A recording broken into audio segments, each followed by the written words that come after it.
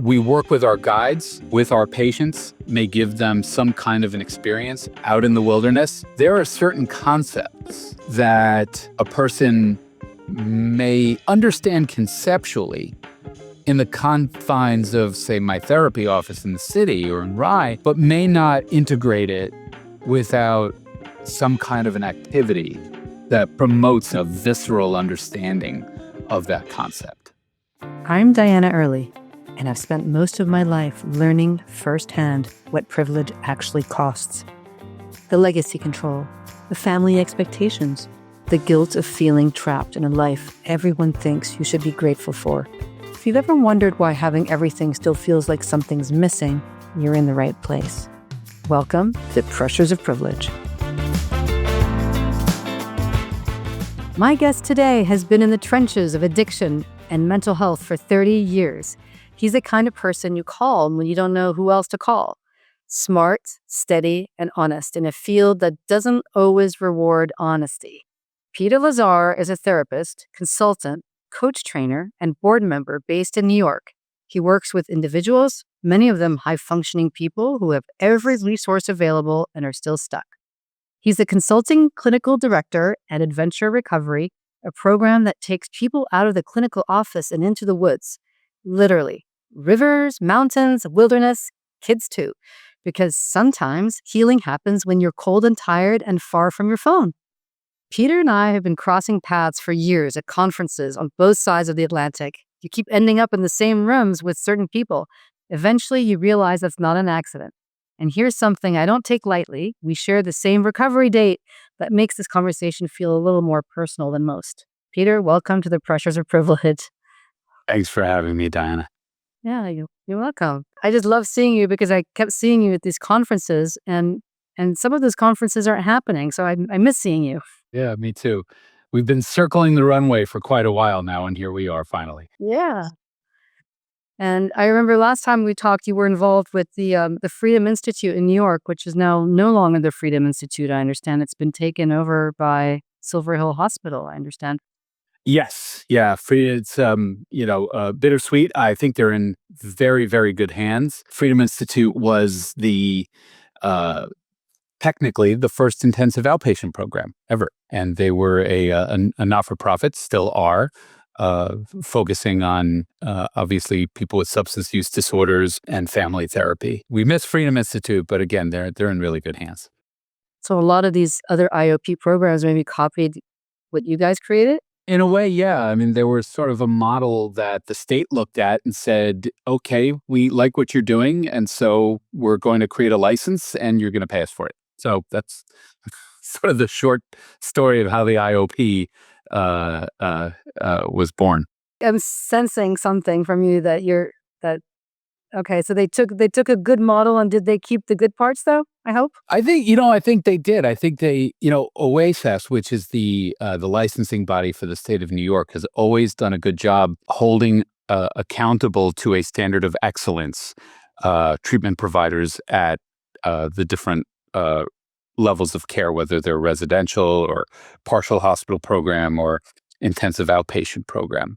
In fact, they don't fall under the New York State Office of Mental Health for a variety of reasons, but originally because there was so much stigma attached to people with substance use disorders that the state, in its wisdom at the time, felt that funding would not go to treatment for substance use disorders if it fell under OMH. And so that's why they actually siloed those two entities. Yeah, we know now that it's kind of a different story, that substance use disorder is seen as a mental health issue, and things might be a little different now in terms of the stigma. We're getting there. We still have a ways to go. So, because you've been doing this for 30 years, so is that one of the things that's changed? I mean, I think so. I mean, you're open about your recovery. I'm open about my recovery. And I think that we're seeing a lot more in the way of sort of public education and information about addiction, and not just substance use disorders, but obviously there are a variety of addictions that we're seeing these days. And People of notoriety, of course, high profile people are coming out and saying, hey, I have this too. And I have the same struggles as you. And even though my life might be a little structurally different than yours, at the end of the day, I'm still dealing with the same condition. And so I think as a result, we're starting to see a bit of a softening around the judgment that is being thrust upon people with addiction issues. That's good. It means that the barriers to care are being lifted. I think so. So that's the good stuff that's changed. What else has changed that maybe isn't so good? I don't know if it's not so good or good. Obviously, we've seen the advent of Wall Street money coming in to the addiction treatment space. For a long time, it was either not for profit or mom and pop owned for profit organizations, right? I'm in private practice. Technically, I'm for profit. So it's just part of the world that we're in today. But what we're seeing over the last, say, 18, 20 years is the advent of financial organizations coming in and investing in treatment programs, buying treatment programs, and building these sort of larger treatment providing organizations. It has its advantages and it has its challenges. Some of the challenges are when you start looking at the bottom line, sometimes it can impact the quality of care. Um, that's not to say that not-for-profit organizations aren't looking at the bottom line either, but it is kind of a different emphasis. One of the advantages of having, say, private equity money come into our world is that it actually did do a lot to raise the profile of the issue of substance use disorders and other addictions and create more awareness. Additionally, treatment centers are able to sort of check off boxes of their wish list for modalities and other aspects of treatment that maybe they couldn't afford to have before, right? So, for instance, you're seeing treatment centers providing equine assisted psychotherapy. And I am a big believer in equine assisted psychotherapy.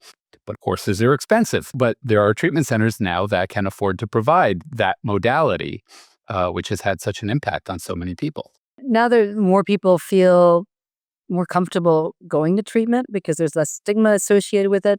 You work with a lot of high functioning people. Like, what does addiction look like when someone has the means to hide it? Well, it's easy to point the finger and say it's denial, right? Um, I think that what ends up happening is that people with means tend to have better access to healthcare.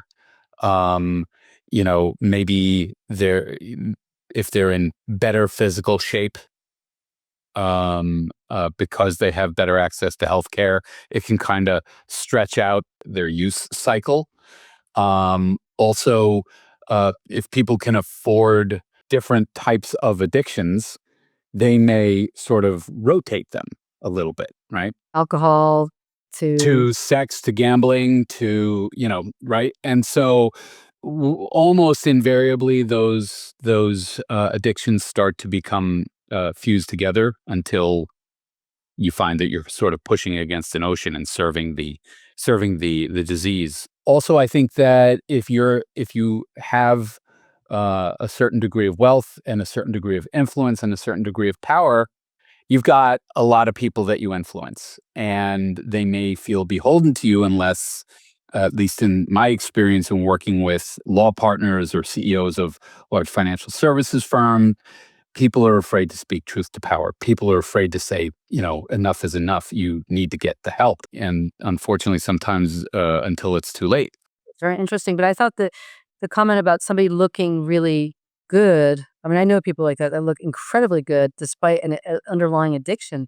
And I keep wondering how they're able to stay looking so good, knowing the substances that they take on a regular basis. Sure. And that doesn't mean they don't go to their personal trainer. And that doesn't mean that they don't have their vitamin B12 shots. And that doesn't mean that they don't have, whatever it is that they may have access to help them to look better. or to change their or rather to keep their physiognomy up to a certain level where they can handle the drugs longer, right? And then, of course, we can't ignore the family system.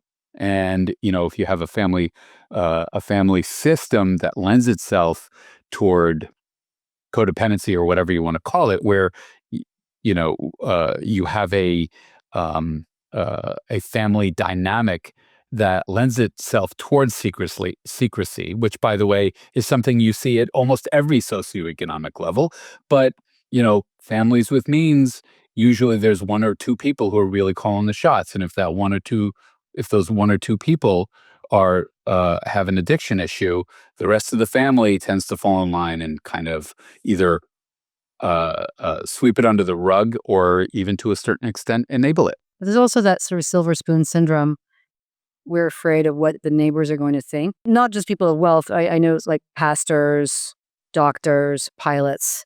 These people who are in these sort of higher positions in society have a harder time like they just don't want people to know that they're vulnerable and are human and have human problems. That's right. There are certain circles perhaps that support the behavior, right? Like perhaps or even normalize the behavior, like certain clubs, and certain social organizations. And the other thing is, if you have the means, you are uh, more likely to be able to stave off legal consequences. A DUI can be handled differently by somebody who has means rather than somebody who doesn't. You do a lot of work with divorced single parents. That's right.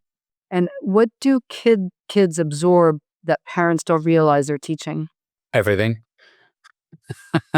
One of my favorite phrases that I like to tell parents who are in intact marriages or in challenged marriages or during and post divorce and during divorce, that is such a critical time.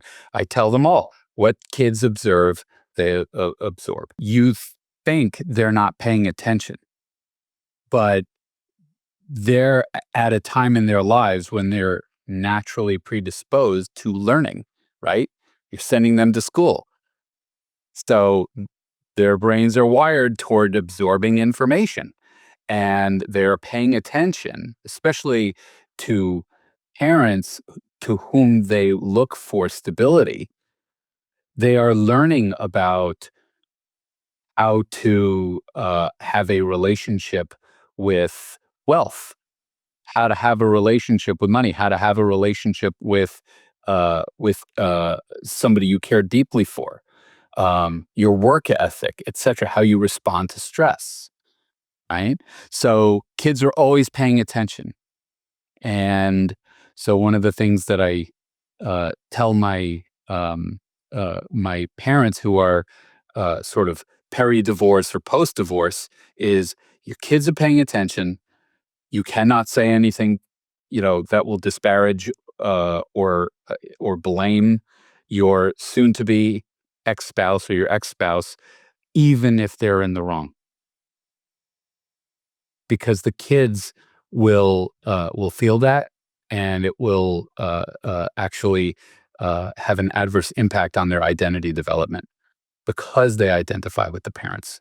And so it causes confusion. Wait, I'm supposed to not trust my father. Well, and sometimes what ends up happening is the person who's in the right, if their boundaries are not great, it's not always black and white, right and wrong, right? Because relationships have their complexities. But just to illustrate the point, the the parent who may be bad mouthing the other parent, who may be a wonderful and stellar parent, the kids are going to question that parent's motives, and it can affect their ability to believe what they see and to trust. Oh my goodness. That sounds awful for a child to not be able to trust their one of their primary caregivers. That's why at the very least, I tell my patients, it's going to be hard, but the best thing you can do for your divorce is focus on consciously parenting your kids in a way that, supports them through it. Also focus on yourself, focus on your own mental health. And, there's that old analogy about being on the airplane in case of loss of cabin pressure, you put the mask on yourself first. Well, there's a reason for that, right? But you always have to pay attention to how you're reacting to your circumstances in your relationship with your spouse, in your relationship with your soon to be ex or your ex spouse. Kids are watching. Actually, I know a couple going through a divorce right now, and one of them is calling the other a narcissist. Do you hear that a lot? No, not these days. I think that word is just being bandied about a lot, isn't it? It is being bandied about a lot. The good news is that we all have some form of narcissistic trait, and and if you're a person with a history of substance use disorder, that is something with which you will have to contend your entire life, because it is sort of a selfish condition, and I don't mean that in a shaming way. It's more like the focus really becomes on me, me, me. What am I going to do next? How am I going to get high next? What do I need to do to get there? And so it sort of brainwashes you that way, and it will have an effect on your character. And in this case, they're thinking of putting the kids in therapy. Do you think that's a good idea that the kids go into therapy? As a therapist, on paper, I would say yes. However, one of the pitfalls that parents should avoid is sending their kids to therapy when they may not yet need it. How do most children express their feelings about their life experience? They do it through their behavior. Your 6-year-old kid is not going to go, you know what, Dad, I'm really upset about the way that you yelled at Mom, and it kind of scared me, and it made me wonder if I can trust either one of you, because they don't do that. You know, they stop eating, they bite their nails, they, develop tics, they act out at school, et cetera, et cetera. So what ends up happening is, parents are so exhausted from going through their divorce and having, maybe they have jobs, maybe they have other responsibilities, et cetera, et cetera. They're just going to throw their kids into therapy before they really try to sit down with them and talk with them and be curious about them, be interested in them, and let them know that it's okay to have these feelings. It's not okay to beat up your sibling. It's not okay to throw things at school. But it is okay to have those feelings, to want to do those things. It is okay and it's okay to tell me what it is that you're experiencing. So I am a believer in therapy for children, especially during these challenging times. But what ends up happening is, if you pull the trigger on that too quickly, the kids will start to believe that there's something wrong with them, that the parents think that there's something wrong with them. When everybody was getting a divorce in the 70s, all of a sudden we had children with ADD and ADHD that were really just saying, I'm too scared to tell you how I feel, so I'm going to act out. And I can't focus because I'm terrified of the way my parents are treating each other. And I don't know how to express it. That doesn't mean ADHD isn't a thing. Of course it is. But I'm just wondering if maybe back then, had we paid more attention to that, would we have discovered how to properly diagnose ADD, ADHD a little sooner? So this would be better if people would just clean as they go, right? I know that's one of your favorite phrases. Oh, Clean as you I go. see what you did there. I see what you did there. That was good. What does that mean? So in our offline discussion, you and I talked about one of my favorite stories about my first job at a fast food restaurant in New City, New York, where I grew up. And it was McDonald's, and I was 16, and I worked my way up from pots and pans to quarter pounders. But in between them, there was a new food that they were introducing called chicken McNuggets. And so, I did that, and then I moved up the ladder to the burgers and the quarter pounders. And on my first day, my first shift with the quarter pounders, you had your griddle in front of you, and then you had the fixings behind you, all the ketchup and mustard and lettuce and tomatoes and pickles, etc., and onions. And about a third of the way through my shift, my manager walked up to me and he said, "Lazar, stop for a second." I stopped. And he says, "Look at your feet." I was like, "What?" He says, "Look at your feet." So I looked down at my boots and they were covered in ketchup and mustard and pickles and lettuce and onions and tomatoes, etc., etc. And he said, "Listen, I am not going to pay you to stay longer to clean up after your shift. And the next guy on your shift shouldn't have to clean up after you. So my advice to you is from the minute you start your shift, clean as you go." I didn't realize at the moment he was giving me relationship advice, financial advice, housekeeping advice. Although if you asked my wife, I might not have still learned that lesson. And, you know, it's, and it makes so much sense, right? When you're in a relationship with somebody, things are going to come up. Your feelings are going to get hurt, right? Or you might have a perception about something that your loved one did or said that you may be confused about.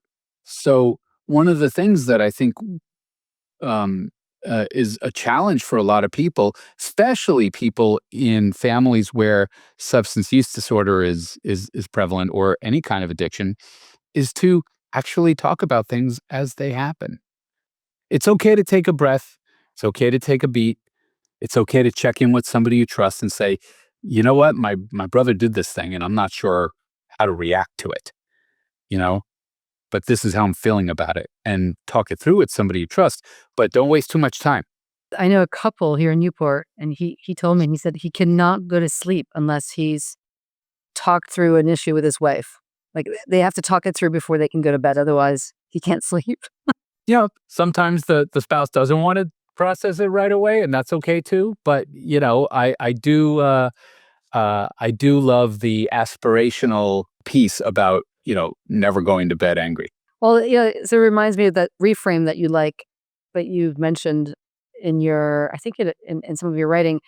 You reframe hard times as happening for you, whereas instead of happening to you. Yeah, that came about as a function of the people that I was working with during the COVID crisis, and people losing their jobs, people obviously losing loved ones, and how do you even reconcile that? That was a real tragedy um, if you lost anyone in COVID.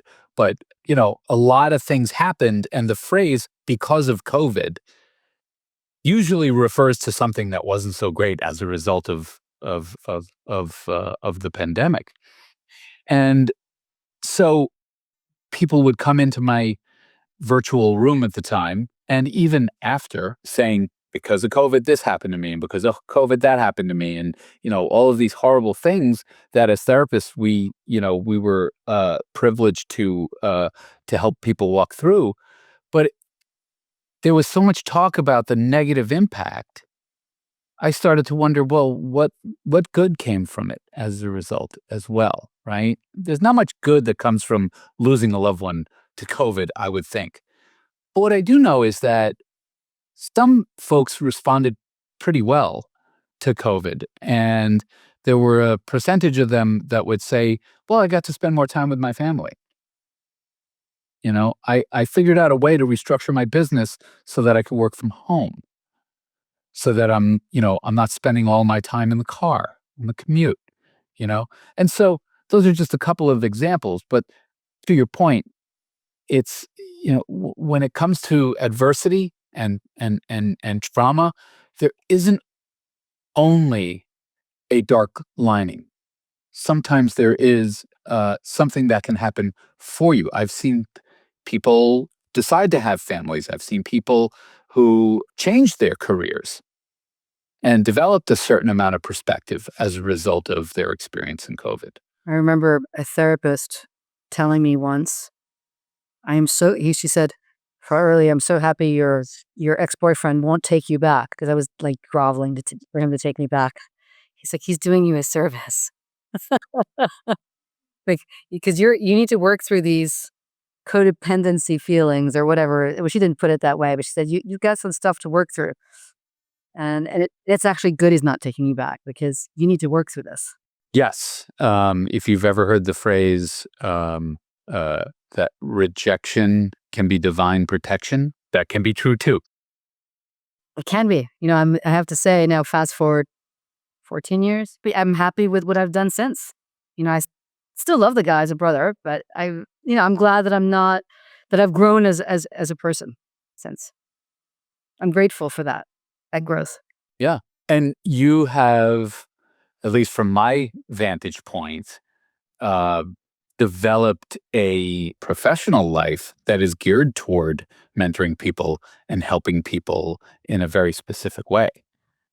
So you got focused and you got moving, which is a great sign of resiliency. Oh, thank you. Well, it was one of those things where I was so afraid of emotional pain. And when I was told, look, emotional pain won't kill you, I'm like, what? It feels like it's going to kill me. It's so bad. It's horrible. It's a horrible feeling. And when I learned that you just have to kind of go through it, that you get to the other side and it doesn't kill you, you feel so much stronger afterwards. Yeah. They don't call them growing pleasures. Yeah. I guess it's a different kind of pain than when you're giving birth. I always wondered, like the pain of childbirth is so excruciating, and then you have amnesia. You forget how bad it was. Yeah. Well, not something I can exactly relate to, but from what I've heard, yes. Just thinking about that. Or one of my habits was getting involved with, sort of like the kinds of guys who aren't really family type of guys. They're a lot of fun, but not the kind of guys who want to settle down and have a family. And you'd think that of each breakup would lead to me going, okay, that's enough now. I always tell people the some of the answers are in the pattern, and the emotional pain that one feels may not necessarily be the piece that requires resolution, because we're going to have feelings, we're going to have pain, we're going to have sadness or anger or fear. I don't count anxiety as an emotion because technically it's a diagnosis, but but but sadness is, and anticipatory fear is, right? So which is usually what anxiety is, right? What's the difference between anticipatory fear and anxiety? When you're feeling fear and you name it, you can say, well, this is the thing that's making me afraid. Generally, again, I'm getting technical and fancy on you, but it's like generalized anxiety disorder. Okay, I'm feeling anxious. I'm feeling stressed, which if you watch The West Wing, you would learn that's a Madison Avenue word, stress. So, those anxiety is a diagnosis that has a list of criteria that you must meet in order to have that, right? So, what I like to tell people is I'll say to them, well, if this earpod case was made of glass and it was your anxiety, and if we threw it to the floor and it broke into a number of pieces, each piece representing a belief that you have about yourself, a belief that you have about the situation, and an emotion that you have, or two or three, were you to build that back up into one whole uh, AirPod case would add up to your anxiety, what would those pieces be? Let's not talk about the smoke. Let's talk about what's in the fire. What would be an example of what's in the fire? Say a person who struggles with borderline personality disorder. One of the salient features of a person with borderline personality disorder is fear of rejection, which is usually an attachment-based belief having to do with past traumas and other factors. And so it sort of trains you again back into that brainwashing thing. It trains you into believing that you are unlovable. And I'm going to prove it because I want it to be true, but I don't want it to be true. They may have this fear of rejection and conduct themselves in the context of relationships such that with a certain quality of desperation or unstable mood and judgment. And you see a lot of this kangaroo court sort of dynamic that goes on where the other person feels like they're walking on eggshells all the time. Well, there's a reason for that. They will push you to the point where you say, I can't do this anymore. I have to go. And then the person with borderline personality gets to say, see, I was right. I'm unlovable. So it has that feedback loop, this anxious attachment that you'll have, that a person with borderline personality will have to just about everyone they come in contact with, eventually will see its way to fruition of rejection. Yeah, they're in that loop of why, I wonder. I think a lot of it has to do with a belief that they have about themselves, that they are unlovable, and a pervasive lack of identity. Even people who have substance use disorders very often sort of uh, blow up their identity to become this servant to their addiction. Pushes everybody away, has the same effect. How do you go about rebuilding your identity or getting an identity if you never knew what it was? Well, Diana, as a therapist, I like to say therapy, but there are many ways in which you can do it. I am a big again, it's like the feelings are not always the problem to be solved. You're going to have emotions. You're given a rainbow of emotions, and we've become so reliant on our emotions as evidence of how our life is going that we very often, many people sort of forget that you have to look at the circumstances, look at the patterns of your behavior that are often rooted in how we feel about ourselves in relation to the world, called our ego, right? So if you function as somebody who thinks that they're a worthless person, it's going to be very difficult for them to achieve, for example. So you got to break the belief, the limiting belief. Yes. So the problem, the emotions are not always the problem to be solved. Most of the time, it's not. It's what you're doing in your life. And every time I see somebody say, "You know what? I'm going to get that black belt in karate," and they do it, other things start to open up for them in their lives. You know, I'm going to quit my job at the firm and I'm going to open a food truck. Well, great. If they can afford to do it, wonderful. They're doing something that is transformative for themselves, right? And it doesn't have to be that big. It could just be meditating in the morning. It can be a transformational purpose for people. Like little wins, because I'm a big fan of Yes, tiny habits and like little. 100%. Well, one of the things that you do, which I think is a huge win, is you take people, including kids, into the wilderness. And I was just wondering, what does nature do that a therapy office can't do? Yes. So to add some context to that, um, uh, I personally don't work with children. Adventure Recovery, which is the organization that I consult with, I'm their consulting clinical director. They are a nature-informed therapy and coaching organization that's based in Canaan, Connecticut, where they have a base camp.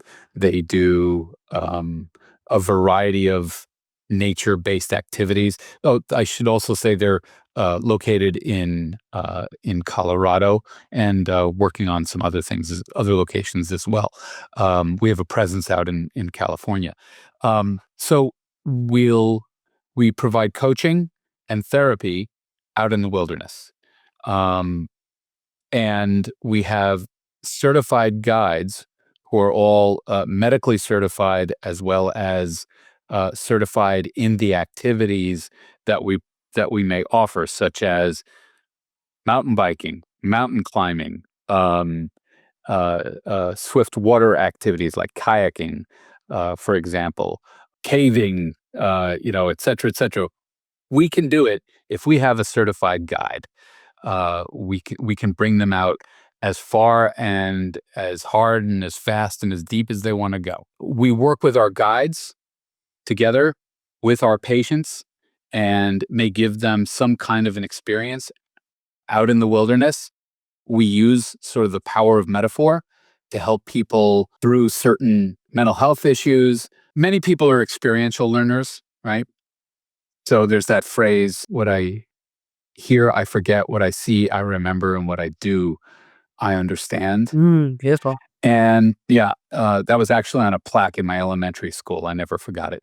There are certain concepts that a person may understand conceptually in the confines of, say, my therapy office in the city or in Rye, but may not integrate it without some kind of an activity that promotes an understanding, a visceral understanding of that concept, right?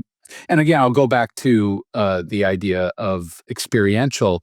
When I worked for a treatment center, it was based in Tennessee. I had a colleague. His name was Bobby Chapman. Bobby, who was arguably one of the best residential treatment therapists I've ever seen, had he built a harness um, uh, on the top of a 80-foot pre-Civil War dam, and he would put you in a harness, have you stand at the top of the dam, and leap off. Oh my God. Yes, it's crazy. Sounds crazy. Was totally safe. State inspected. Had certified belayers. All the equipment was properly rigged. We do this all the time. If you've ever been to a climbing gym, right?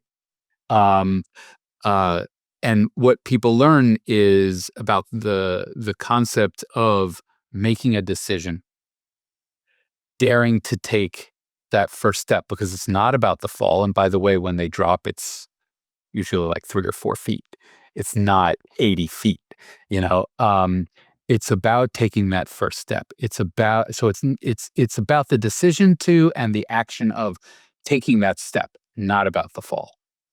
And so, that does wonders for, people who struggle with, identity confusion, with self-esteem, struggle with a belief in oneself, and it really helps them with this concept of, as we say in the rooms of 12 steps, surrender to win, that you can accomplish something when you actually figure out a way to let go of the thing that's keeping you back. And what is the thing that's keeping most people back from growing as humans? But fear and a belief that whatever it is they think they believe in, not good enough, they're going to fail, et cetera, et cetera. Yeah. So experiential therapy, I'm a huge fan of that, whether it's, on on a zip line or in a sweat lodge. We can turn anything outside that belongs outside into some kind of a therapeutic experiential that has value for that individual. That's so cool. Is there a nature component beyond the experiential? Like the idea of being like in the forest with trees, fresh air. Of course, you don't have to summit K2 to get the benefit. Sometimes it's just a moderate hike through the woods. And we have plenty of that at our base camp, or we can go just about anywhere. We do a lot of coach trainings in the Adirondacks. And if you know anything about EMDR, eye movement desensitization and reprocessing, it uses bilateral stimulation to mimic our deepest relaxed state, REM sleep, right? So is a walk in the woods, left, right, left, right, left, right. And studies show that all you have to do is stand outside in nature for a little while in order for your central nervous system to reset. That's why I love living on Fifth Avenue. I love being next to the park. Yes, 100%. Adventure recovery has and will work with people in Central Park. My son came to visit me in New York, and we were walking through the brambles, and he's like, "Mom, there's more nature here than in Newport, Rhode Island." That may be true. There were squirrels, there were coyotes. It was unbelievable. Yeah, yeah, yeah. And I remember when I first got into 12 step, there was somebody in the meeting who said, "Imagine you're on a dock. We need to get over the other side. And when you step, a boat is magically going to appear when your foot lands on the water." And you're like, "No, don't trust that." That's sort of what it feels like to trust that the process works. It's sort of like you have to take that step. And then and when you do take that step, the boat magically appears. And very often when they feel that uh, sense that it was okay, you start to believe it's going to be okay. And I can't tell you how many times I've seen people step off of Bobby Chapman's wall and immediately say, okay, can I do that again? Or you're not creating adrenaline addicts, I hope. Some of them already were, but yes. Yeah. I wanted to get into music. Now we're talking. Let's go. Yeah, talk about music and how important it is to you and in your life. Well, I don't play golf. So being in a band and playing music is my golf game. Um, Mostly because I'm terrible at golf.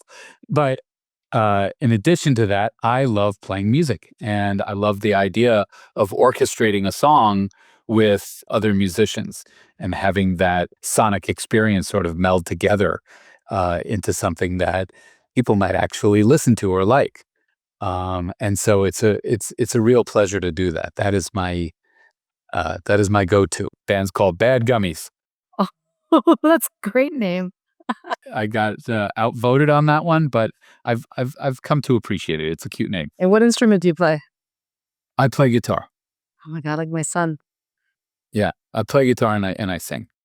Oh my God, what style? Well, we're mostly rock covers, but we also do covers of covers. So we might reimagine certain songs that you might be familiar with and put a different twist on it. Well, you know how good it is for the brain to be playing an instrument, right? Absolutely. Well, we can turn that into yet another therapeutic equivalent, is that these vibrations, much like binaural tones, which you get in neurofeedback, can also have a relaxing effect on the nervous system. That's so cool. There's some great research from this Dr. Mui Rui, R-U-I, and she's actually shown that she's an oncologist, neuroscientist, that patients going into surgery require less pain medication after being exposed to music. Oh, that's interesting. Isn't that cool? Yeah. Yeah. I don't know if I'd be the one to test that theory, but I like it. Yeah, it's so funny. Well, thank you so much, Peter. It was such a pleasure. I could talk to you for hours. Same here. No, this is wonderful. Thank you, Diana. If this episode landed for you, share it with someone who might need to hear it. And if you haven't already, subscribe so you don't miss what's coming. But here's the real thing I want you to know. If you're carrying something you can't talk about, if you have every resource except someone who actually understands what wealth costs, I work one-on-one with people like you navigating exactly that. You can reach me at DianaOehrli.com. Thanks for listening.